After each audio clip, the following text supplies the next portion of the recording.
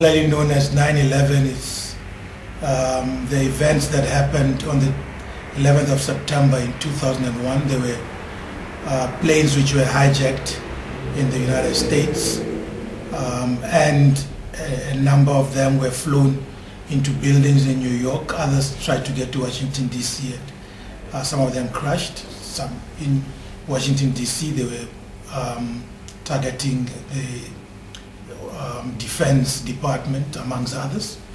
Just over 5,000 people passed away, most of them American citizens, but there were some people from other countries across the world. These attacks were undertaken by people from the Middle East who were unhappy with U.S. policy to the Middle East. As we look at the 10th commemoration of 9/11, I think we must categorically state that every human life is to be seen as worth it.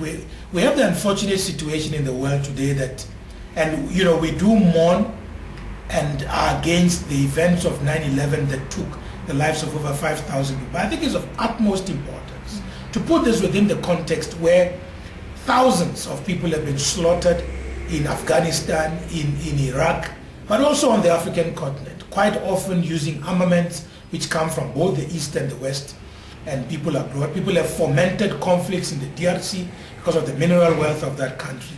And indeed, I think we must condemn any taking of human life. Human life must be sacrosanct, and American lives mustn't be worth much more than the lives of people in other parts of the world.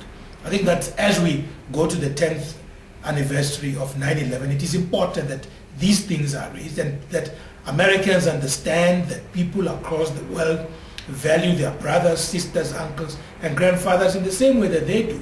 And they must have respect for the lives of people in other parts of the world as well. I think the rest of the world, of course, in looking at these events, we need to ask ourselves, is the world a better place following the war of terror? Is the world a better place following the global recession that happened in 2008 and the greed of bankers in the West and other places who, you know, did not see the necessity for proper and strong regulations? Have governments strengthened their regulatory regimes across the world?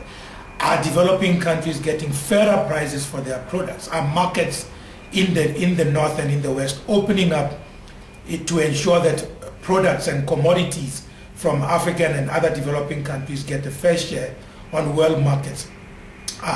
Is there sufficient technology transfer and opportunities on the African continent to ensure that the 1 billion people on this continent are able to enjoy the benefits of the mineral wealth and other natural resources that they have on this continent? If our answers are no to most of those questions, then the root causes of what led to 9/11 unfortunately would still remain, and there would be anger across the world, in many parts of the world, and therefore we will not necessarily be creating a sustainable development framework for our children who are coming tomorrow to ensure that we appreciate human life and the worth of human life across borders, and that indeed we value the human rights that were created from the beginning of time, but particularly encapsulated in the 1948 Universal Declaration of Human Rights.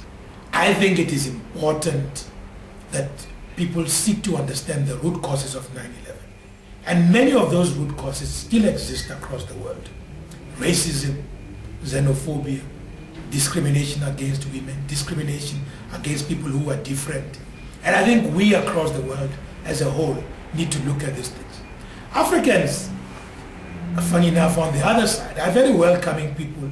We have philosophies of, the group, community, Ubuntu, and others. And I think maybe this is what we can teach the world. We can teach Americans and others about trying to understand diversity, to bring other people in to the fold, to try and understand different views. I think if we are to give a message to the world, that's what we must put on the table.